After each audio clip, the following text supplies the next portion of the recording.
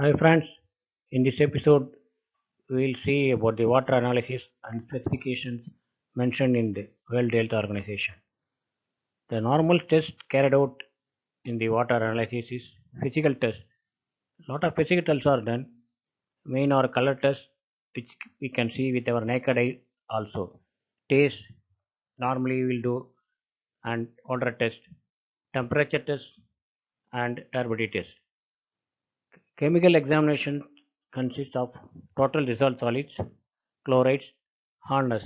Hardness is divided into two types, temporary hardness and permanent hardness. Both together is called total hardness. And pH value, which also play a vital role in water. Total alkalinity, metal and other chemical test. Nitrogen and its compound present in water and the dissolved gases present in the water also tested.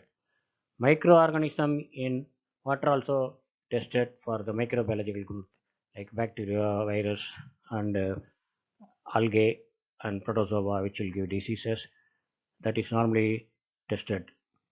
pH should be from 6.5 to 8.5 for the palatable or potable drinking water.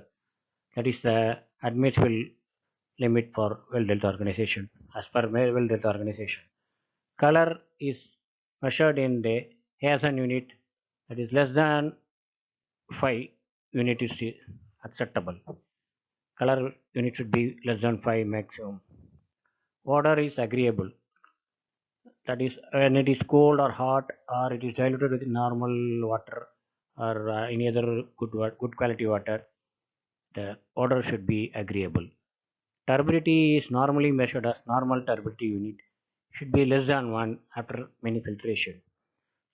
The suspended solids is more or any algae, protozoa or bacterial growth is there, or silt, it is muddy, is present in water, that will give turbidity. If turbidity is there means we cannot drink the water, that will give some taste also. So turbidity unit which is measures normal turbidity unit should be less than 1. And total dissolved solid which should be less than 500 ppm as per the World Health Organization. Total hardness, which consists of temporary hardness and permanent hardness. Total hardness is measured as CaCO3, calcium carbonate, and this value should be less than 200 ppm or 200 milligram per liter. Calcium present in water should be 75 ppm or 75 milligram per liter. Magnesium should be less than 30 ppm or 30 milligram per liter. Chloride present in water. Chloride normally mixed normally with calcium and magnesium as magnesium chloride or calcium chloride or sodium chloride should be less than 250 ppm or 250 milligram per liter. Sulfate also like this. Sulfate will be with calcium and magnesium and sodium should be less than 200 ppm. All these salts will give total alkalinity which is measured as CaCO3 and this should be maximum 200 ppm. Iron as Fe should be less than 0.3 ppm and fluoride maximum should be less than 1 ppm. Water specification is continued as nitrate in as NO3 is less than 45 ppm. Free residual chlorine measured in milligram per liter should be less than 0.2 ppm. Normally chlorine is dosed to kill microorganism and the free residual chlorine will be there. Normally bleaching powder is dosed, so free residual chlorine will be there. So its value should be less than 0.2 ppm. Copper as copper should be less than 0.05 ppm. And manganese as manganese should be maximum 0.1 ppm only. Mineral oil should be less than 0.5 ppm. Silver should be less than 0.1 ppm. Zinc should be less than 5 ppm. Mercury should not be present, should be less than 0.001 ppm only. Normally mercury is not allowed in the water drinking purpose. Sulfide as H2SO4 should be less than 0.05 ppm. And microorganisms is measured as E. coli or thermotolerant coliform bacteria shall not be detectable, should not be present in any under enamel sample collected at any time. And another form is total coliform bacteria. It should not be detectable in any under enamel sample. Important terminology used in water, its causes and The treatment methods required we will see now. Turbidity, normally imparted by colloidal impurities, which are very small particle and are electrically charged, can be removed by pretreatment methods. Pretreatment methods includes coagulation. Coagulants are as in that sedimentation, followed by flocculations. In that flocculants are added, that is followed by clarification and filtration. This will see separately in future videos. And another main terminology is hardness. Hardness is due to presence of chlorides, sulfates and nitrates of calcium and magnesium, known as permanent hardness or non-carbonate hardness. Due to bicarbonate of calcium and magnesium, which is known as temporary hardness or carbonate hardness. Put together it is known as total hardness. Hardness is presence in water will not give lather with bathing soaps and washing soaps. Wastage of 20 ppm of soap is required for 1 ppm of hardness. Hardness will form scales in utensils used for cooking and give bad taste to the food. It also causes choking or clogging in pipes due to salt deposit. It forms hard scale in boilers, so it should not be present in boiler water. And hot water heating system also will get spoiled if hardness is present in water. Temporary hardness, which is measured as CaS bicarbonates of calcium and magnesium, can be easily removed by boiling the water or by adding lime. Lime is calcium hydroxide to the water. It is easily removable one. Permanent hardness can be treated by the following methods. One method is lime soda method process, and another is zeolite process. Third one is demineralization or deionization process, which is normally used in industries, and RO process.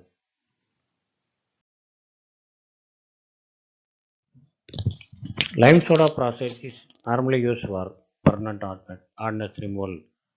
Lime soda, calcium hydroxide, and soda ash, NO2 CO3 known as caustic soda, are added to the water to remove permanent hardness. This process is suitable for turbid and acidic water. It also removes iron and manganese to some extent. Normally, lime soda process increases the pH value of the treated water. Corrosion is so reduced in the treated water. This increase in pH is good in treated water is good for health. It is more economical and can be added to normal filter plant or any plant easily. But the drawback is that a large quantity of sludge is formed in this method. When large quantity of sludge is formed means disposal problem or disposal issue will be there. Also, when we are using lime soda process, we will not get hardness to zero. Zero hardness is not possible with the lime soda process. The next process is zeolite process, which is also known as permutate process. The chemical used in this process is 2SiO2, Al2O3, Na2O. Zero hardness is possible. Zero hardness can be achieved by using zeolite process. It can be regenerated with sodium chloride salt solution. In this process, very less sludge is formed, so disposal issue will not be there. The initial cost and running costs are low for this zeolite process, but the main drawback is this is unsuitable for acidic water or highly turbid water. Highly turbid water or acidic water cannot be treated by zeolite process. It will damage the zeolite bed. Also, bacterial growth occurs over the bed.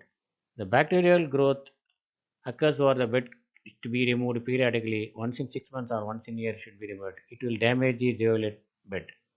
The third process is demineralization or deionization process. In this process, it is called a cation exchange process. A chemical known as resin is expressed as H2Z. Can be regenerated with sodium chloride solution, which is common salt, or sodium carbonate caustic soda solution. This exchanger is also known as softener, but it is not suitable for normal use in municipality and all because it is costlier also. Mainly it is used in soft drink production plants and industrial process for the soft water. The soft water is used in boiler for low pressure boilers. And another method is reverse osmosis. RO unit can be used to remove hardness, but it cannot remove waterborne microorganisms like bacteria and viruses. UV filter, ultraviolet trace filter should be installed after RO processing to kill microorganisms. so that we can use RO treated water. Or chlorinated water can be treated with RO and after removing chlorine by a filter. When chlorine treated water after removing by a filter, it can enter RO and can be treated by the RO. Then we can drink the RO water. For industrial purpose, RO is situated after softener unit, which is normally preferred. In the next episode, the other important methods of water treatment like ion removal in borewell water and disinfectants to kill microorganisms will be discussed. So do continue to watch my episode. See you in the next episode. Don't forget to subscribe and share my videos. Thank you very much.